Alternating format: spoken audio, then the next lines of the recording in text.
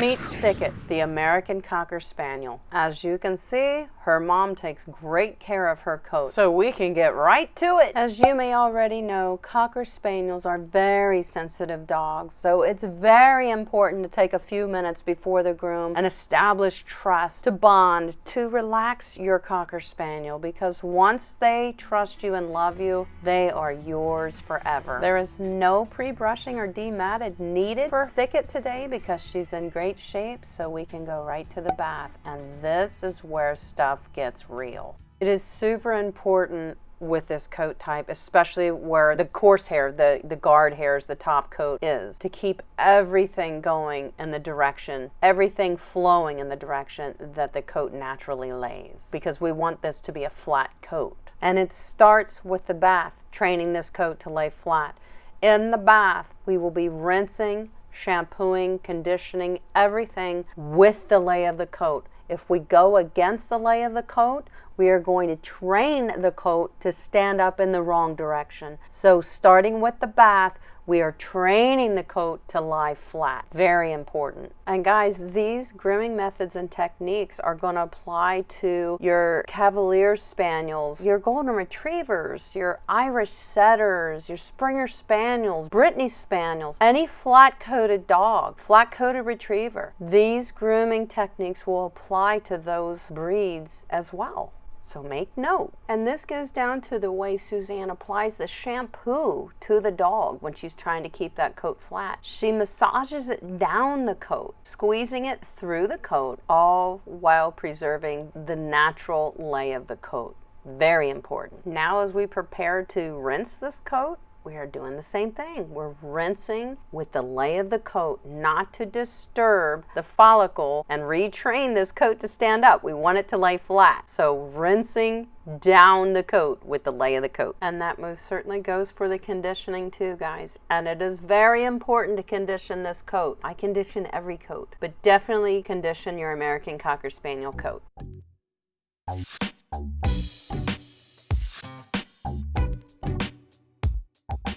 Now let's move on to the drying process. We're going to wipe out our ears with dry cotton balls or cotton pads. They're very clean already because our ears are well cared for at home. So we're just removing any moisture. That's the important part right now. Lay a dry towel over the Cocker Spaniel's back to keep that flat shape that we're after. Using a Mason Pearson nylon and bristle brush on the dome and the back coat. This will help disperse the natural oils in Thicket's coat. We want to preserve that. Be sure that the airflow of your dryer is blowing with the lay of the coat. This is very important. Brushing with the lay of the coat, especially the top skull and the back coat, because we want those areas to dry flat.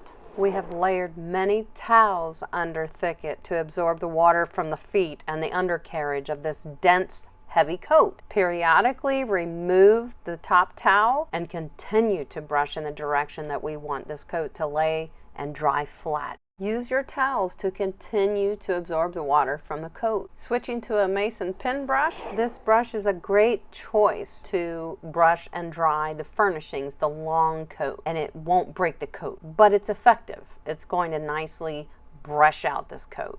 Your stand dryer makes it easy to control the airflow and the direction that the air is flowing in so that we don't disturb the lay of the coat.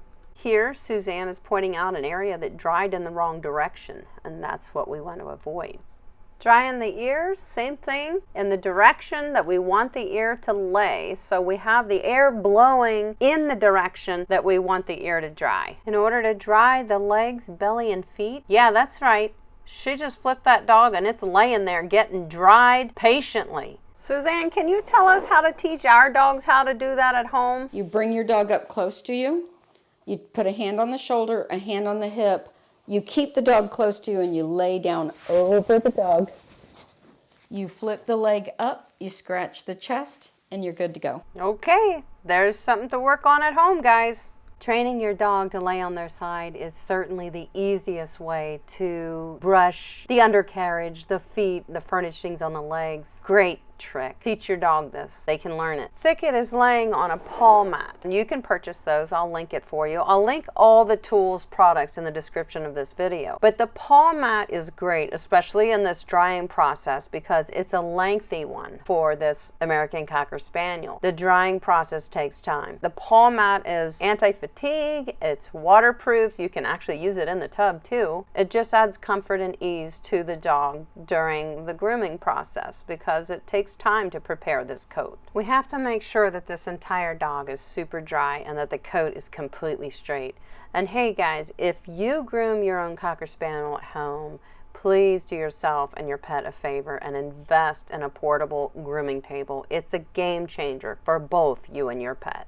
Now it's time to start the full comb through. We're going to use a Chris Christensen wide tooth butter comb number 004. And Thicket has full pants in the back. And stay tuned because in a minute we're going to show you how to braid that when she's just living everyday life and keeping it clean, keeping it hygienic for her. Wrap the ears with safe vet wrap. This will preserve the straight hair and keep them safe and out of the way during any clipper work that we're going to be doing on these ears. Wrapping the ears also keeps dog saliva from wrinkling our drying work. Now we're going to show you how to card down that back coat instead of clip it. We're going to be using a Jody Murphy stripping knife, also her carding knife. We're going to use a Mars classic style carding knife and this Flamia and Jab stripping metal stone diamond edge. There are many types of carding tools you can use, guys. They are meant to be able to grip the hair, the top coat, and gently remove it. These are the ones that we're using today.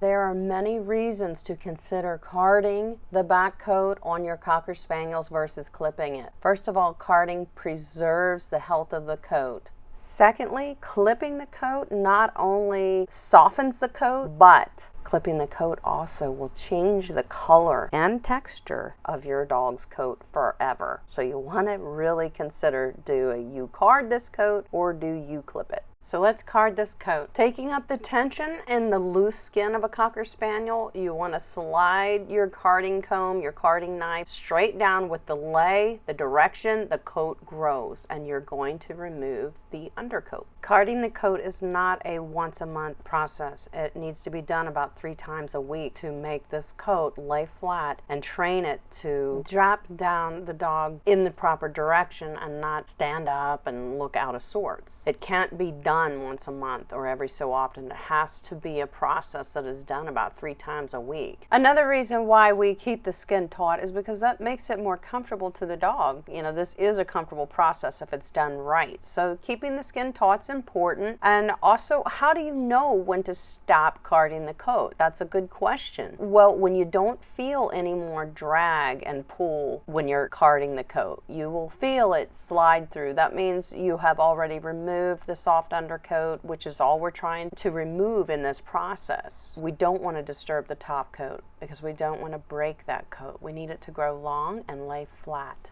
When carding the tail, we don't want to take too much in front of the tail, which would cause a dip in front of the tail, and it will totally disturb our nice spaniel top line that we're trying to achieve here, level top line. So we'll avoid carding in that area so we don't cause a dip in front of the tail. So we'll come down the sides of the tail and down the hips so that we can really accentuate the strong, powerful drive this breed truly has in their rear. Coming on down into the thighs so that the hair lays tight against that strong thigh muscle. Come down into the shoulder, just like on the hip. We want to show the strength of this dog in their shoulder. We want to showcase that and not hide it with hair. We want this to lay flat against her shoulder to show off her strong shoulders. This is undercoat, not top coat. This is what makes the coat lay flat. Card through the top knot, we're going to want to have this laying nice and flat against the dome of her skull. We'll be finishing the head in a minute with some clipper work and some blending shear work. See how her top coat is just laying perfectly where it needs to?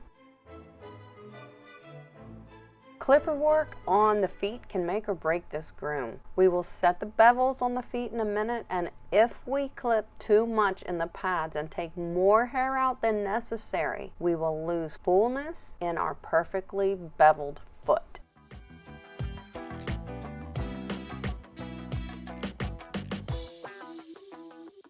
You never want to remove the belly hair from a Cocker Spaniel in full coat, or you're going to ruin the underline. The tail. We use the carding technique on the top of the tail, but we're going to use a clipper underneath the tail, using nothing shorter than a 7F blade under the tail. Otherwise, the color will be lighter because it is a shorter trim. The tail will look skinny and too narrow. We will be finishing this with blending shears, and it's going to look perfect. For the clipper work at the throat area, find approximately the Adam's apple and come down above the breastbone. With a 7F blade in reverse direction, gently clip above the breastbone and on up under the jaw.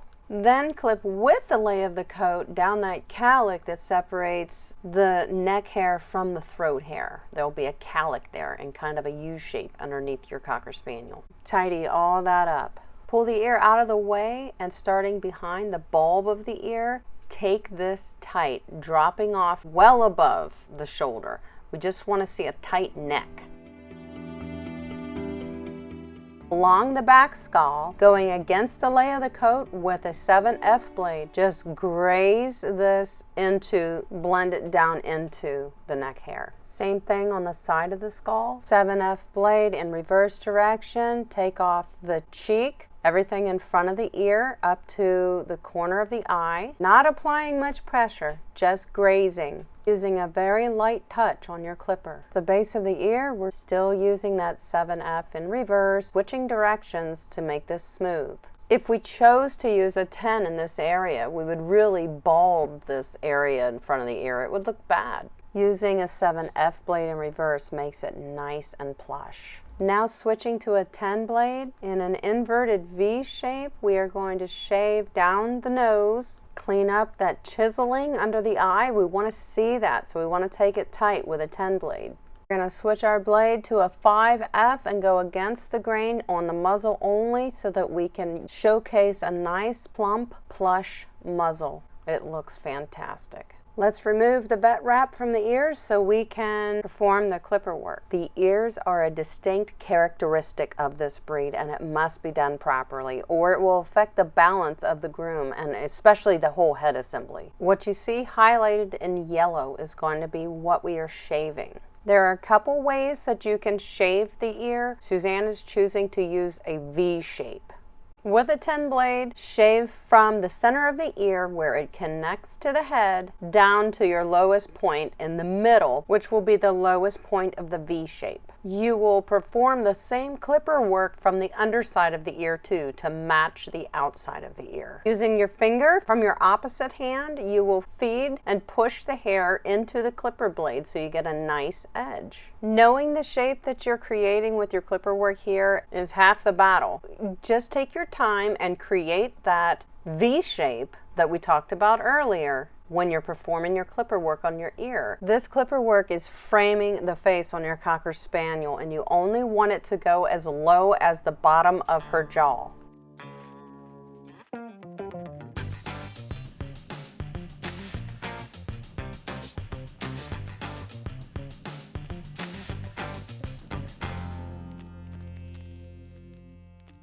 You can use a 30 blade very gently with a light touch to just edge the ear so it's nice and smooth.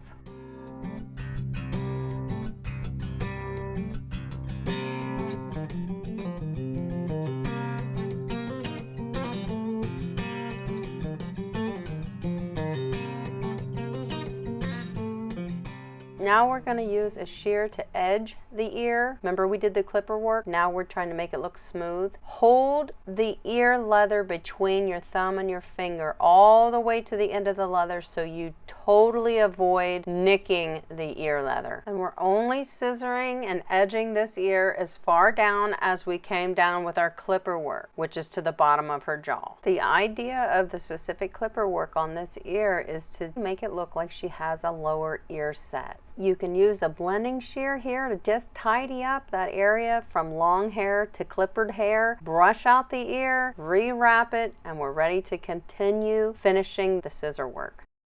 Now we're going to dome the top skull, and this is a breed characteristic. Using a 46 tooth blending shear, we are just blending the hair on the top knot into the side skull where we did some clipper work, trying to hide a transition there. We're using a drag and pull motion here, guys, and that means when we latch onto the hair with the blending shear, drag and slide it out of the coat, which continues to thin it as we pull. Constantly use your comb to place the hair where it needs to be so that we can blend it. You can feel the domed top skull if you run your fingers around the Cocker Spaniel's top skull. That is what we are blending right along the edge of her top skull. You can feel it. You can easily incorporate this Cocker Spaniel head into any pet trim that you give to any Cocker Spaniels. I would never shave the top skull on a Cocker Spaniel, and I hope that you don't either. If you're a groomer, your clients will love you if you try to keep the breed standard head in your pet trims. Blending the head into the neck and the neck into the body. Hold the ear out of the way, pull the head forward, and with the lay of the coat, thin and blend that transition line from top coat hair to where we did our clipper work. Take it in real tight and we don't see any lines.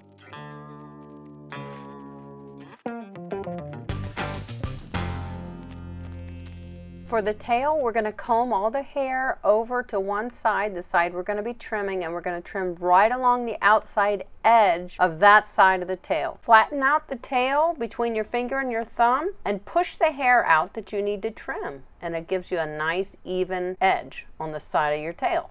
Now we're going to set the underline all around the dog and we're going to bevel the feet. This is fun. We're going to use an anti-static finishing spray, which is the Groom Magic Mist in this case, and a pen brush to prepare the underline to be set. Using that Chris Christensen wide tooth comb to prepare this coat, we're going to show you how to set them bevels. Using a chunker blending shear, we are going to set our line. We're drawing it in with our shear. We're setting that bevel, the highest point of the bevel. We're going to set this all the way around the dog so that all of our bevels are even.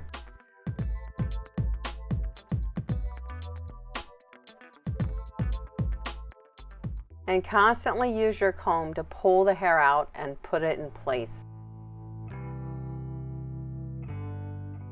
Remember, we're setting the highest point of the bevel on the foot right now. Take your time. Do not rush through at this point, guys. You've come so far in this groom. Don't rush the bevels.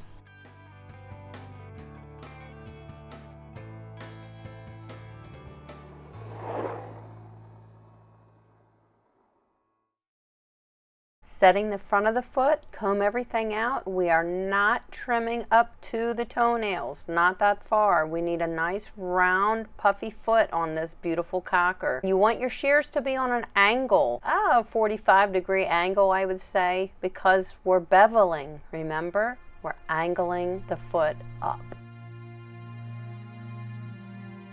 Holding the rest of the hair out of the way so we don't trim it. Be very prestigious with these feet.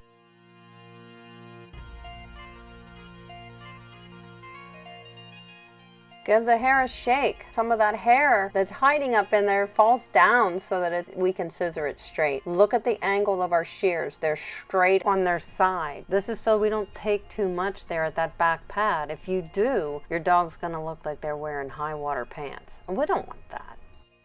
Now we're going to bring up our line from the bottom of the foot up to meet the top bevel, but it's on an angle. A bevel means that it's a round shape.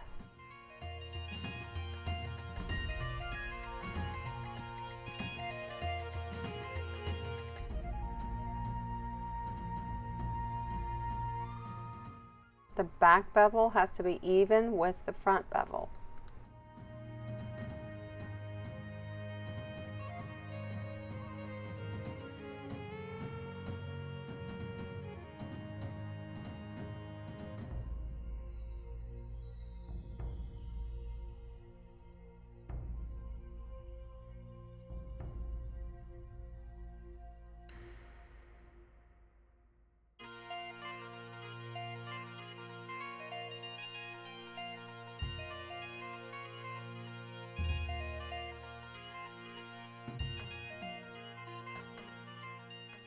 The tuck up should rise up a little bit, about right to the middle of the dog, and flow right back down into the front beveled leg. The hair on the underline should meet the top of the bevels.